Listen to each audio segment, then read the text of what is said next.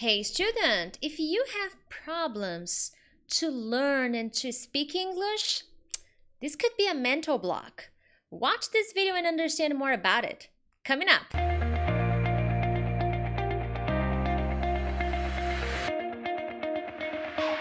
Hey friends, Teacher Prix here to help you talk to anyone, anywhere, anytime in English. First of all, thank you so much for joining me on another video. If it's your first time here, consider subscribing because from Monday to Friday, I post different kinds of English lessons, grammar, vocabulary, idioms, listening tips, reading tips, speaking tips, study tips, because I want to make sure that you become a better and more confident English speaker, so check it out. And if you are already subscribed, thank you so much. Thanks for always trusting my work and always supporting the channel. It means a lot to me, okay? Now, mental block. Do you have problems to learn English? Let me know here in the chat if you're watching live or if you're watching the replay. Post in the comments if you have problems to, well, learn English and speak English, because that's what we're going to talk about. Now, guys, what is a mental block? In a nutshell, a mental block is a suppression. It's a repression. It's a painful, you repress any painful or unwanted thought, okay? It's when you cannot think of something or complete an idea because something, you don't know what, something is blocking right here. As I always like to say to my students, it's what I like to tell my friends, everything starts in the mind. So if you want to learn English, if you want to improve your English, you have to control your mind, because if you don't control your mind, if you don't discipline your mind, you will have mental blocks. And as time goes by, this will get intensified. And by the time you need to talk to someone, you won't be able to. You will not have the confidence to do it, okay? So this is something that you really need to understand so that you can fight. And this video is gonna be a little bit alternative, okay? Because not everybody agrees with that. Not everybody understands about the power of the mind in the learning process, the power of your words in the learning process, the power of what you tell yourself in the learning process. And I have some other videos talking about that because I really like this subject. I study about mind development a lot. I'm always studying, I'm always trying to find courses online or in company, because I know that everything is here, and if you learn how to manage your mind, you can learn anything you want, okay? Now, how do mental blocks start? Well, they start with many things in life, okay? But here I'm gonna focus on English. How do you build up this mental block, okay? In English, connected to English. Your bad experiences with the language, okay? Everybody has bad experiences, guys. You think that I don't have bad experiences with the English language? Do you think I don't have bad memories with English? Bad experiences? Everybody does. It's a journey. I have been studying English for 15 years. A little more. A little more. Oh my God, a little more. And I've had several bad experiences. Several moments when I thought I was not going to make it, okay? Now, all the bad experiences, they build up the pressure and negative feelings. And consequently, every time you have to speak English, your brain immediately accesses or can access the bad memories that you have, the bad experiences, the feeling, because everything is feeling, okay? So when you have problems to communicate with someone, your brain is searching It's data, it's searching all the information it has about English and all the things you said about your English, all the feelings you had about your English. They come to surface when you have to speak. And then you get stuck. You get a mental block because internally in your mind, there's this fight. Well, you are trying to speak, one side of you wants to speak, but the other's like, no, but this happened, and that happened, and this happened again. And remember that time when you couldn't? And all of these bad experiences and feelings, they come to surface and they're just too powerful. And you can't overcome them. You know, most of people who follow me and they post in the comments, they share their experiences, they are mostly negative. Students, and not just the students, people in general, they remember the bad more easily than they can remember the good. People pay attention to bad things more than they pay attention to good things. It is human nature. I think life programs us to be negative, to think negatively. So every time you're trying to think about your English, all the bad and negative thinking comes when it should be the opposite. You should be your own fan. Okay, you should be your biggest fan. Because if you aren't, if you're not always supporting yourself, feeling good about yourself, then who will? Don't expect other people to do your job.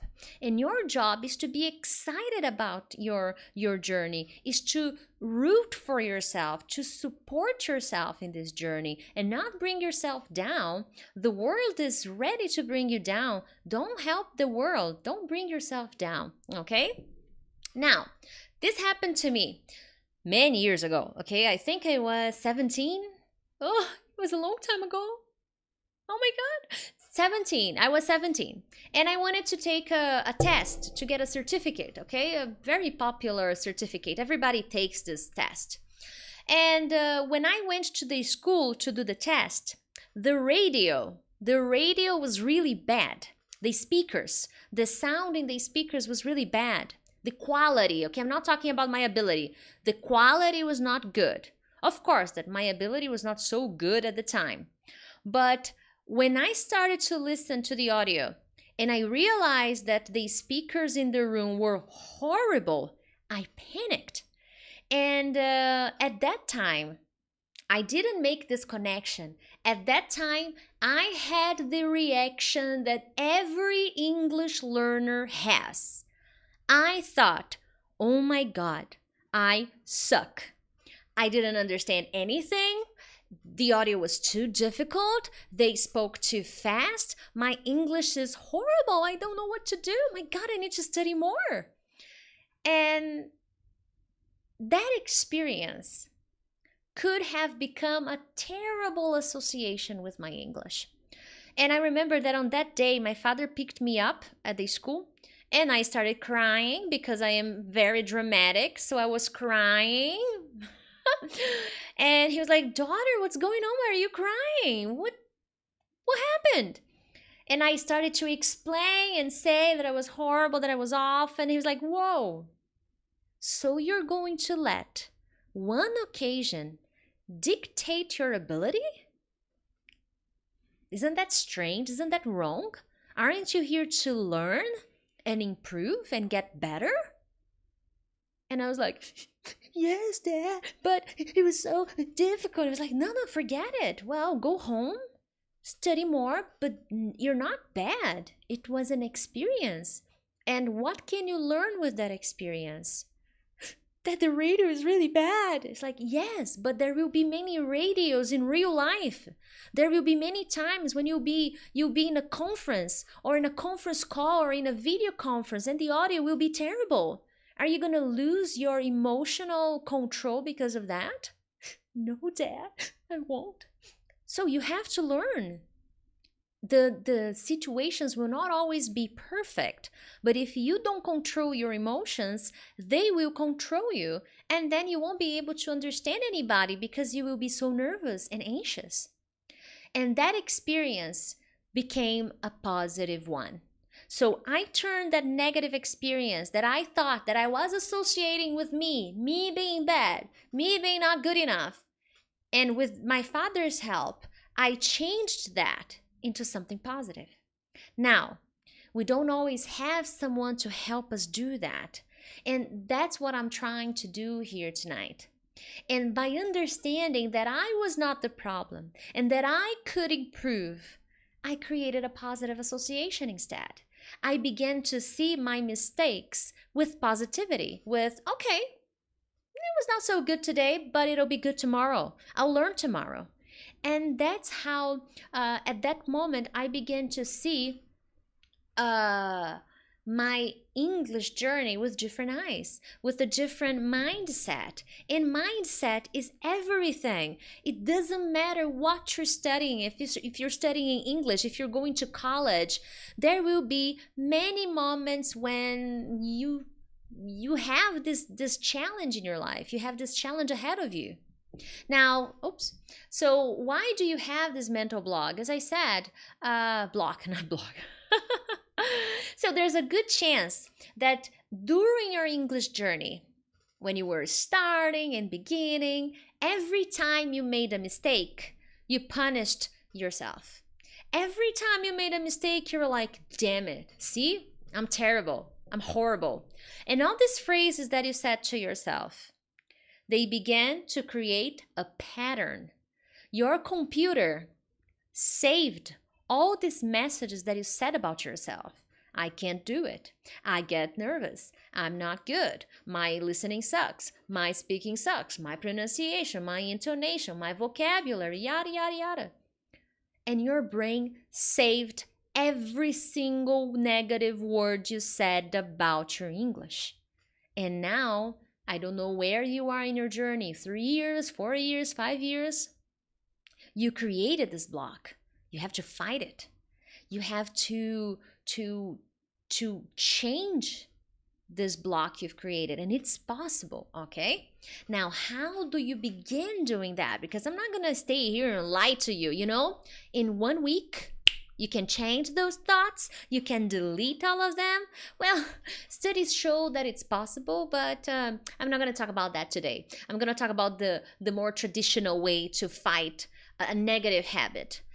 Let's think with me. You developed this habit for a long time, okay? This didn't start overnight. So you're not going to change it overnight either. So you will need some time to teach your brain to be positive. Because some people say, oh no, you're born positive. You develop positive thinking. I was an extremely negative person, a very pessimist person. And today I am all positive vibes. But I practiced this skill, okay? That's how I changed. So first, you need to identify the moments when your brain turns, I forgot to add turns, I forgot many things here, turns against you, okay? So you need to identify when that voice in your head starts telling you negative things, okay? When that voice, or maybe images in your brain, or maybe feeling, that horrible feeling in your heart or in your stomach, that moment. This is the moment that you have to change your phrases. And instead of saying, I'm horrible, no. Let's change to something else. And I don't want you to lie, okay? You're not going to say, I'm awesome. My English is amazing. No, I don't want you to lie. I want you to be honest. I can learn. I can be better. Every day I improve a little bit. Today I'm not doing so well, but I will work hard and I will do better. Positive statements that are true. And this will slowly teach your brain to change and overcome your mental blocks. And when you learn to control your mind, your English results will follow. They will improve. Other than that, my friends, what does your inner voice tell you about your English? Let me know here in the comments. And if you enjoyed this lesson, I ask you to share it, okay? You don't need to like it. I ask you to share. because many people need to listen to this. Many people need to listen to this message, because many people from all over the world are sad or depressed because they think they can never learn, and it's not true. Everybody can learn, but you need to control your mind and your emotions. Okay? Thank you so much, and I'll see you next time. Bye bye.